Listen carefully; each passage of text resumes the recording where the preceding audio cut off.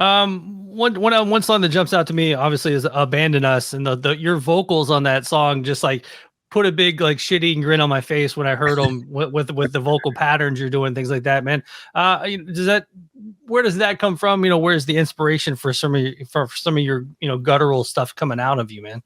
Yeah, I mean, it's just about being a better vocalist, and I think we live in an era where you've got unbelievable vocalists, like, and for a long, long time, like, as I said, I've been in this game for a long, long time, a long time now, and I've recorded lots of songs over lots of albums, and I've played lots of shows, and yeah, and I've seen the development of the scene where it goes from like, oh, that's just a cool screamer, like that's a good screamer, like, and the death metal world's been doing this for a long, long time, where just unbelievable vocalists that can really, their range is just existential. But really over the last 5 years, you've seen the kind of this absolute madness, and I'm sure when I'm talking about this, like people's mind goes immediately to Will Ramos and people like that, and Taylor from Left to Suffer, and but obviously prior to them, people like Phil Bozeman, and prior to him, like Mitch Lucker, like really people that just push this game to the absolute max. And so for me, like I've always wanted to do that, and I've always wanted to be there. I've always been kind of conscious of our music and it not sounding really contrite, like, oh, here we go, like it's the heavy vocalist being as heavy as he possibly can be, like it has to fit rightly for the song. But I think for this record, because it's heavy, and we entered this whole album process with like, we don't want to write a metalcore album. And for the previous 6 records, we've kind of been like, yeah, we want to write the best metalcore album.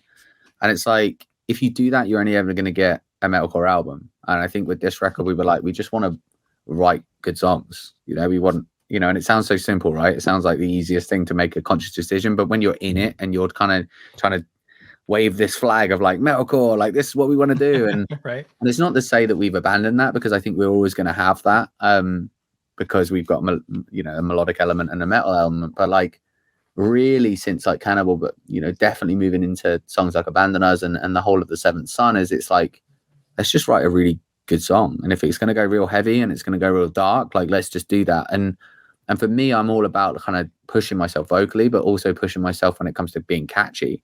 And obviously Abandon Us is being recognized as fairly catchy, and there are certain parts of that song that are incredibly catchy. And I'm a new metal kid, like I grew up on new metal. Yeah. That was my era, 99, 2000 to 2003, like bands like Limp Bizkit and Linkin Park and Papa Roach and Slipknot and, Spine Shank and all of these bands that kind of did this stuff with their vocals and made it catchy. That was like, I'm in. And so on this record, I kind of, because the shackles were off, there was less of that, like, oh, is this cringy? And I had moments with, especially the "How Could You Do That to Us" bit.